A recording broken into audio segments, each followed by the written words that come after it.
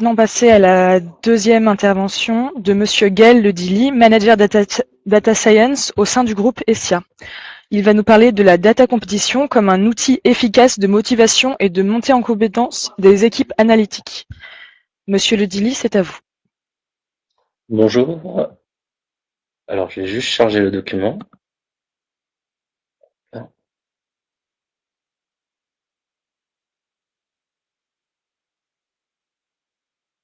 Hop là. Donc, bonjour à tous. Donc, merci de m'accueillir déjà pour réaliser cette présentation. Donc, je suis Gaël Le Dilly, manager au sein du groupe Estia. Et je viens aujourd'hui pour parler donc d'une problématique data compétition qui est plutôt orientée sur une animation donc des équipes, notamment data science. Donc, tout d'abord, une petite présentation du groupe Estia. Donc, à l'heure actuelle, le groupe Estia comporte des équipes d'une centaine de data scientists qui interviennent au sein de grandes équipes, de grands groupes, une quarantaine de grands groupes, plutôt orientés métiers. Et donc, nous intervenons sur différentes problématiques, à la fois techniques, mais à la fois également toute une partie de l'exploitation de la donnée. Donc, ces interventions au sein de ces différents groupes, et notamment à travers différentes équipes d'experts de la donnée, nous ont amené à constater certains faits tournant autour de l'animation de ces équipes, et notamment de par le fort turnover qu'il peut y avoir face à ces équipes. Et on a cherché donc une méthode pour animer ces différentes équipes et ces data scientists au-delà d'ateliers classiques ou de travaux de production classiques qu'il pourrait y avoir. Donc, d'où est venu le cheminement? Tout d'abord, par rapport à la data science, qui est un domaine qu'on connaît maintenant tous, qui est un domaine de pointe dans lequel il y a des innovations qui arrivent sans cesse. On le sait, c'est un domaine très varié qui peut à la fois considérer une partie sur le data management, sur la transformation de la donnée, mais également une partie liée aux mathématiques avancées avec de la modélisation, une partie très technique qui peut être de la transformation de données, mais également de l'analyse d'images ou de l'optimisation de données. Donc on le voit, c'est un domaine vraiment très large qui demande des compétences du coup très variées, mais en même temps des compétences très pointues.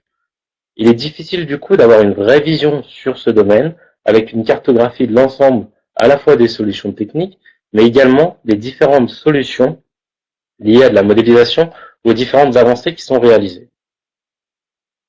Liées à ce domaine, nous avons donc différentes équipes, des experts de la data, des data scientists, qui ont des profils, eux, plutôt scientifiques, à la fois portés vers l'informatique, mais également portés vers les mathématiques, avec des connaissances métiers, qui sont bien au fait de l'exigence de ce domaine, et qui, eux, réalisent une forte veille sur les différents sujets, voient des innovations dans différents groupes, différentes startups qui les intéressent fortement, des problématiques sur lesquelles ils souhaitent travailler, des problématiques également sur lesquelles ils veulent monter en compétences, être formés, et donc il y a ce désir sans cesse de ces équipes d'avoir une vraie progression dans, je dirais, leur employabilité sur différents sujets pour travailler sur des sujets liés à l'innovation, mais sur également des sujets qui leur paraissent vraiment intellectuellement forts. Il y a également une partie vraiment connaissance des différents outils à l'heure actuelle. Euh, on le verra comme on l'a échangé, enfin comme on l'a présenté tout à l'heure. Il y a une vraie connaissance de différents outils, d'outils de text mining, d'outils liés à du Hadoop, à de la big data, à du Spark, à du Python. Donc il y a vraiment pléthore d'outils, on va dire, de développement, mais également des outils très spécifiques que ces différentes équipes veulent connaître, manipuler, sur lesquels elles souhaitent monter en compétences. Tout ça, ça apporte du coup des nouvelles problématiques aux différentes entreprises. Les entreprises, on le sait maintenant, travaillent sur l'ensemble de la donnée. La donnée, elles le savent, vont leur permettre de piloter leurs différentes décisions. Elles savent qu'elles peuvent tirer vraiment une forte valeur des données désormais. Pour autant, l'ensemble des entreprises n'a pas forcément une vraie politique liée à la maîtrise de la donnée et à la transformation de la donnée. On peut donc se retrouver avec différentes équipes de data scientists ou liées à la donnée des parties études qui vont devoir valoriser différents projets, vendre des projets à leur direction et qui parfois vont manquer de temps pour pouvoir lancer des nouveaux projets ou prouver la valeur des différents projets qu'ils veulent lancer, vont avoir des difficultés à prioriser les différents sujets lorsqu'ils vont devoir changer de leur direction, mais vont également se retrouver souvent à avoir lancé des projets dans lesquels ils sont lancés au silo et pour lesquels ils ne vont pas pouvoir produire des livrables qu'ils vont pouvoir présenter aux différentes directions. Donc il y a d'abord ce phénomène lié au sujet lié à la donnée, mais il y a également un autre phénomène qui est plutôt lié aux équipes. Je disais tout à l'heure qu'il demande une vraie animation maintenant, Au-delà juste de formation, elles souhaitent vraiment mettre en œuvre au quotidien leurs connaissances et progresser, et ce qui engendre souvent un fort turnover sur ces équipes data scientists et sur les différentes expertises qu'il peut y avoir au sein de ces équipes. Donc, fort de ces problèmes qu'on a rencontrés à la fois au sein de nos équipes avec la centaine de data scientists qui travaillent avec nous, mais également qu'on a pu rencontrer chez nos différents clients, on a une vraie volonté de mettre en place une animation interne qui permet d'avancer sur ces différents projets et d'avancer de concert à la fois par rapport aux objectifs de l'entreprise, aux objectifs des data scientists et sur cette constante volonté d'innover. La démarche sur laquelle on a travaillé, on a tout d'abord réfléchi à 4 piliers forts sur lesquels on souhaitait s'appuyer. Un premier axe qui va être l'innovation, au sens où, je le disais tout à l'heure, on est dans un domaine qui est très demandeur. On veut donc travailler sur des problématiques avancées, des problématiques parfois liées à de la recherche, ou sur des sujets en tout cas que les entreprises ou notre entreprise n'a pas forcément l'habitude de traiter. Un axe plutôt orienté exploration, donc l'air peut être tout simplement de se dire, au sein de ma société, j'ai des données que je n'ai pas exploitées jusque-là, qui n'ont jamais été explorées, on va les explorer avec les différents outils qu'on a en place, ou tout simplement explorer de nouvelles solutions ou de nouveaux outils sur lesquels on souhaite avancer et monter en compétences. Au-delà de ces axes, on a rajouté également une partie réalisation.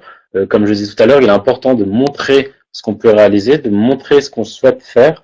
Et donc cette partie réalisation, c'est la réalisation d'applications, comme vous le verrez derrière dans les cas d'usage que je vais vous présenter, pour pouvoir prouver la valeur qu'on va apporter aux différentes données. Et enfin, un dernier axe qui était pour nous la partie formation, donc qui va permettre à un consultant qui a une forte expertise sur un domaine, en travaillant au sein de ces data compétitions en binôme, de faire monter un autre consultant en compétences, ou en tout cas de s'auto-former lors d'un sujet. Donc avec ces 4 piliers, on peut répondre pour une grande partie à l'ensemble des demandes que je vous ai présentées en amont.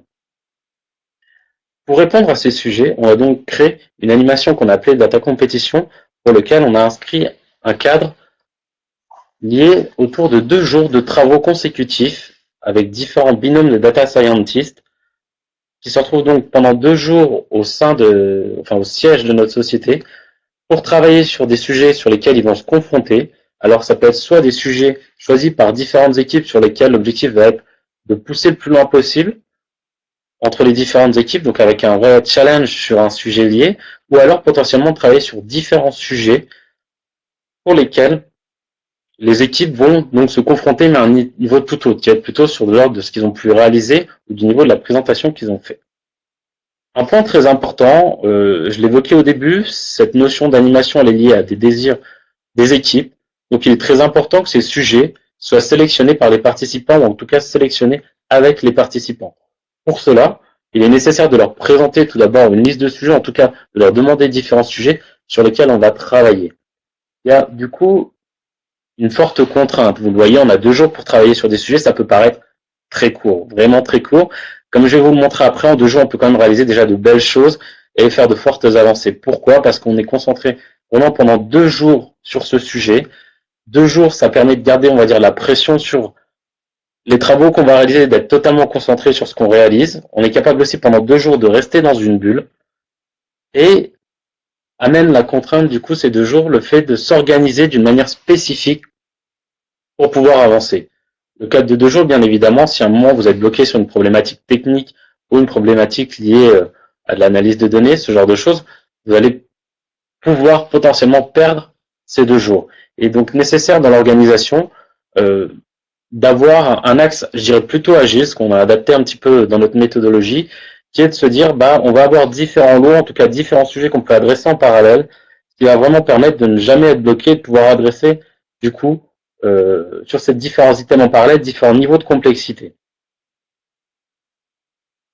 Au-delà de ces 2 jours de travaux, arrive ensuite une partie restitution des équipes. Donc cette partie restitution, elle se déroule du coup lors d'une soirée organisée spécialement pour l'événement, au cours de laquelle donc les différentes restitutions vont être réalisées. On a du coup un timing tournant autour de 15-20 minutes en général pour réaliser les restitutions, présenter l'application, et derrière, on va avoir des questions posées par les différentes personnes qui sont venues à la présentation, et ça va permettre du coup de réaliser un vote à la fois sur ces restitutions, mais également sur les travaux réalisés pour désigner du coup une équipe qui aura gagné la compétition. Bien entendu, l'idée derrière étant de transférer ces différentes compétences et du coup les différentes connaissances emmagasinées pendant ces 2 jours. On partage l'ensemble de ces codes et l'ensemble de ces réalisations avec toutes les équipes de notre société, ce qui permet potentiellement sur d'autres compétitions de pouvoir reprendre un sujet qui a été traité préalablement ou potentiellement derrière de pouvoir monter en compétence sous forme un peu, on va dire, de e-learning chez soi sur ces sujets-là et va permettre également d'amener ses connaissances donc, au sein de l'ensemble de nos équipes et potentiellement de nos clients quand ils travaillent sur des sujets qui sont liés à ce qu'on a pu travailler. Je vous le disais, dans le cadre de 2 jours, on a pu réaliser des belles choses. C'est ce que je vais vous présenter du coup dans la suite. Je vais sélectionner quelques cas d'usage dans ce qu'on a pu réaliser. On a eu de nombreux sujets traités, à la fois des sujets liés vraiment sur de l'analyse de données, des sujets d'innovation comme on entend parler un peu partout, c'est-à-dire de l'analyse d'images, de l'IA, de l'analyse de sentiments. On a pu travailler sur différents verbatims liés à des réseaux sociaux. On a pu réaliser des cas d'analyse d'images où on a testé différents outils ou classifié différentes images de Google. Mais on travaille également sur on va dire des sujets très très techniques pour nous, comme du D3JS qui pour nous avait une valeur à être apportée sur des outils de data vis que nous utilisons au quotidien lors de nos missions, mais également une partie de chatbot qui peut être liée aux différentes missions sur lesquelles nous intervenons sur une partie marketing. Le premier cas que je vais vous présenter, c'est un cas plutôt simple qui peut être souvent rencontré quand même dans des formations en data science, qui est l'utilisation des données Vlib. Dans plusieurs cas de data compétition, nous avons travaillé sur de l'open data. Tout d'abord dans des premières itérations pour présenter ce que c'était et faire un peu une cartographie des différentes sources. Et ensuite, nous avons la volonté de travailler sur ces données Vlib. Dans un premier temps, il a fallu automatiser la collecte des différentes données Vlib. Puis, nous avons travaillé à la fois sur l'analyse des données et sur la classification de ces différentes données. Donc, par exemple, un des premiers enseignements qu'on a pu avoir en analysant ces différentes données, donc on l'a fait à travers un outil de data science assez connu qui est R, c'est les différents enseignements liés aux Parisiens. Donc, on a pu détecter quelles étaient les heures auxquelles ils partaient au travail, donc plutôt le matin vers 8h30, et notamment qu'ils mangent vers midi. Donc, on le voit clairement sur les courbes. On voit donc qui représente ici le nombre de Vlib présents dans les différentes stations. On voit les chutes lorsque les Parisiens partent au travail et la chute de nouveau en fin de journée lorsque les Parisiens reviennent du travail pour se rendre de nouveau chez eux. Et effectivement, l'aléa lié au game of data, au data competition, c'est que on peut se retrouver parfois avec la sélection des données qu'on a réalisées sur le mois précédent à avoir dans ce cadre-là, par exemple, une station qui était en grève, donc dans laquelle nous n'avions pas de données. Au-delà de cette analyse, on a pu avoir donc la fréquentation des différentes stations sur les différents arrondissements. Nous sommes partis sur la classification des arrondissements pour détecter du coup différents arrondissements. On a pu détecter notamment des arrondissements qu'on pouvait qualifier de travailler où les stations Vlib du coup ont une forte affluence sur les heures de travail et d'autres habités où on voit du coup la fluctuation en fonction des heures où les personnes sont absentes de leur domicile. Un autre domaine, ce sont les données graphes. Alors les données graphes, c'est un domaine dont on entend souvent parler, ça touche 2 choses, à la fois la partie modélisation, où dans une partie mathématique, on connaît bien les sujets liés aux graphes, mais également une partie liée aux données avec les bases de données graphes. Donc dans ce sujet, il a été traité par 2 data scientists chez nous qui sont plutôt orientés sur la modélisation et qui du coup ont voulu explorer ces données-là et dans un premier temps sont partis sur des outils classiques avec du R et des packages R qu'ils connaissent et qu'ils ont l'habitude de manipuler au sein de leur mission pour travailler ces données graphes. Ce qui s'est passé du coup, c'est qu'ils ont d'abord fait une découverte de l'analyse des graphes, donc en cherchant la bibliographie sur les 2 jours, en essayant de comprendre les différents modèles qu'il y a sur les parcours de graphes. Ils ont découvert des bases de données orientées graphes, donc par rapport également à différents écrits, mais également en commençant à les travailler avec leur outil R sur une base graph qui était plutôt liée à de l'envoi d'email, à de la réception d'email.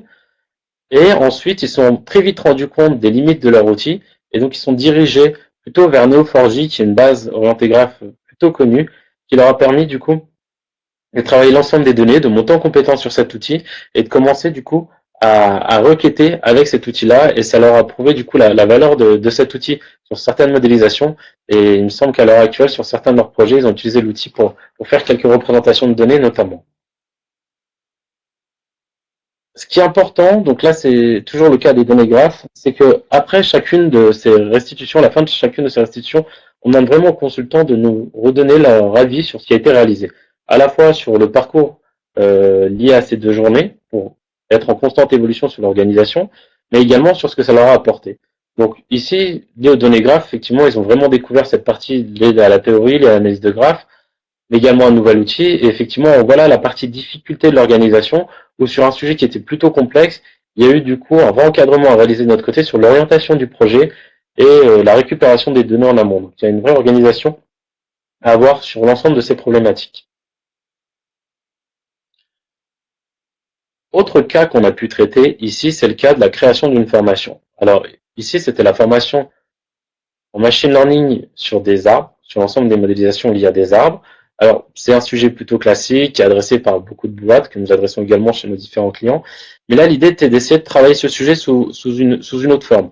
On le sait, à l'heure actuelle, il y a des formations qui sont réalisées en présentiel, des formations qui sont liées à de l'e-learning, des formations liées à des MOOC. Et là, on a voulu, pendant 2 jours, avec des consultants seniors qui avaient l'habitude de réaliser des formations, d'essayer de trouver un nouveau plan pour réaliser une formation, également de travailler sur un sujet plutôt spécifique qui était lié à de la modélisation. Dans un premier temps, pendant 2 jours, ils avaient bien cadré leur projet. Ils ont travaillé sur la comparaison de 2 outils, donc R et Python, qui sont pas mal utilisés dans différents sujets rencontrés. C'était un choix de travailler sur ces 2 outils parce qu'on ne pouvait pas multiplier l'ensemble des outils, bien évidemment. Donc, ils ont pu comparer les différentes librairies packages liées à ces outils, les performances des outils sur une même base de données, enfin, la performance des méthodes selon les différents outils. Donc là, on est dans le cadre du coup d'un benchmark qu'on réalise nous-mêmes sur des données qu'on connaît, sur des données clients potentiellement, et ça permet du coup d'avancer sur ces outils de par soi-même et d'avoir ses propres enseignements. Après cette première partie, ils ont commencé du coup à créer un programme de formation. Donc là, le programme de formation a voulu, on va dire, coupler le meilleur de chaque partie. C'est-à-dire que sur le mois précédent, la partie de la formation, l'idée est de voir le niveau de chacune des personnes qui vont participer pour créer différents groupes homogènes auxquels on va mettre à disposition différents documents, différents e-learning qui vont leur permettre de monter en compétences jusqu'au niveau minimum pour accéder à la formation. Donc on réalise ça on va dire sur le mois précédent, et on leur met à disposition 15 jours, 3 semaines avant les différents formulaires. On réalise la formation sur une seule journée parce qu'on est juste dans le cadre d'un certain type de modèles qui ici sont liés aux arbres et aux forêts. Donc, dans une première demi-journée liée uniquement à la théorie, une deuxième journée très tournée sur la pratique, donc sur l'outil sélectionné, soit R, soit Python en fonction des groupes qui veulent travailler. Alors maintenant, on l'a ouvert sur d'autres outils.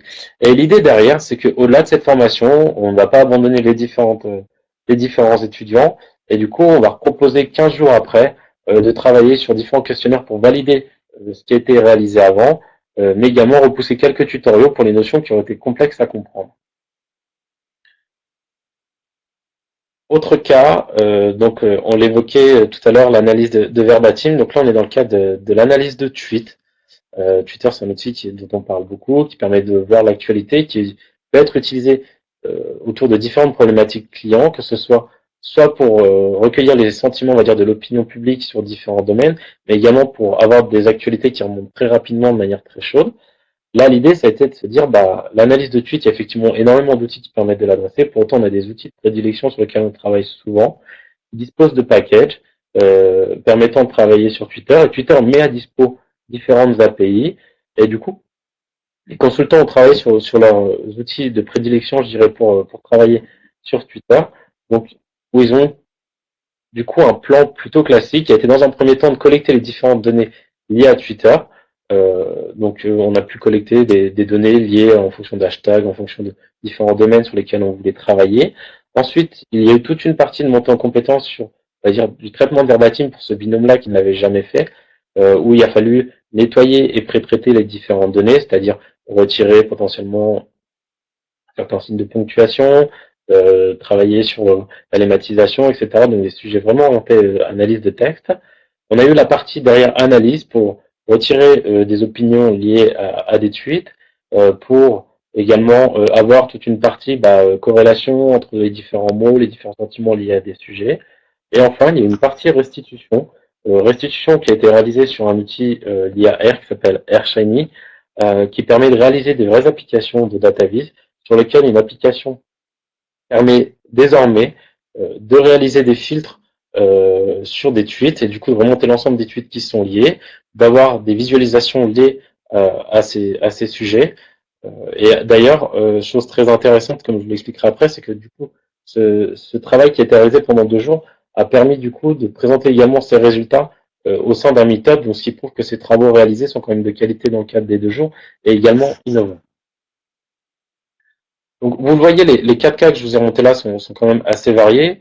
On travaille sur différents sujets qui sont des domaines assez larges. Ce qui est intéressant, c'est de se rendre compte que l'ensemble de ces réalisations nous a permis en interne de faire monter certains consultants sur des sujets qui ne rencontraient pas en mission, a permis de répondre à plusieurs de leurs attentes sur justement cette volonté de travailler sur des sujets très variés et de s'éloigner parfois des sujets qui traitent en mission pour travailler des sujets plus, je dirais, plus complexes, plus en lien parfois avec de l'analyse d'images qui étaient des sujets qui les intéressaient. On a pu le faire du coup dans un domaine où on les a encadrés, on leur a dédié 2 jours liés à ça. Et au-delà de MOOC auxquels ils ont pu participer, ils ont pu vraiment avancer sur cette partie-là. L'autre point positif, c'est que du coup, les consultants, avec cette partie restitution, que ça soit à l'oral, que ça soit création de restitution ou d'application, on a constaté une vraie progression pour ceux qui ont participé plusieurs fois sur ces domaines-là, notamment liés aux différents challenges qui se poussent entre eux pour essayer de gagner cette compétition. Donc ça permet vraiment de faire progresser les équipes. Ça permet également, du coup, comme je disais, de répondre aux différentes questions de la société, qui est de se dire, je veux progresser sur différents sujets, j'ai des sujets un peu spécifiques, je ne sais pas comment les adresser, j'ai 2 jours dédiés. Donc, on avance vraiment sur ces sujets. Donc, ça fait maintenant un peu plus de 2 ans qu'on a travaillé ces problématiques-là en interne. On a progressé sur les différents sujets. On adresse une palette de plus en plus large de sujets. On commence à travailler notamment avec des clients pour les mettre en œuvre, soit chez eux, soit intégrer des équipes de nos clients au sein de ces compétitions pour se confronter ensemble. Donc du coup, c'est un outil qui a vraiment prouvé son efficacité et qui permet maintenant d'avancer sur cette partie-là. Et du coup, il y a un vrai outil RH en même temps de monter en compétence des équipes et de motivation des équipes. Donc voilà pour moi sur cette présentation.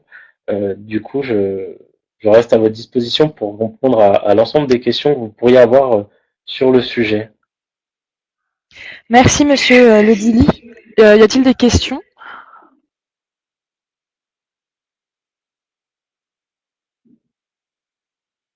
Donc oui, monsieur Le Dilly, vous pouvez voir les questions dans le chat. Oui, alors, hop là, 2 questions concernant les données de Twitter. Quelle granularité temporelle on s'est fixé? Alors en fait, on a utilisé une API gratuite de Twitter pour travailler dans un premier temps. Donc la granularité temporelle, en fait, elle était sur, je crois qu'on récupérait 2 jours de données dans un premier temps pour les travailler. Et la partie des graphes, on a travaillé du coup sur des graphes des word cloud, mais on a également fait une partie vraiment, on va dire, de corrélation entre différents mots pour les projeter derrière avec différentes analyses factorielles. Donc ça, c'est des choses qu'on pourra partager si vous le souhaitez. Et n'hésitez pas à venir nous trouver sur le stand au sein Bigata, où notamment des participants à ce sujet-là seront présents et pourront répondre à l'ensemble des questions sur Twitter notamment. Est-ce qu'il y a d'autres questions du coup? Il y a une deuxième question qui vous demande si vous recrutez des consultants indépendants. Je vous invite à consulter, à contacter notre partie RH pour tout ce qu'il y a à la partie recrutement. Vous pouvez trouver directement sur la partie groupe Pestia ou m'envoyer un email pour ces parties-là. Super, merci. Est-ce qu'on a d'autres questions?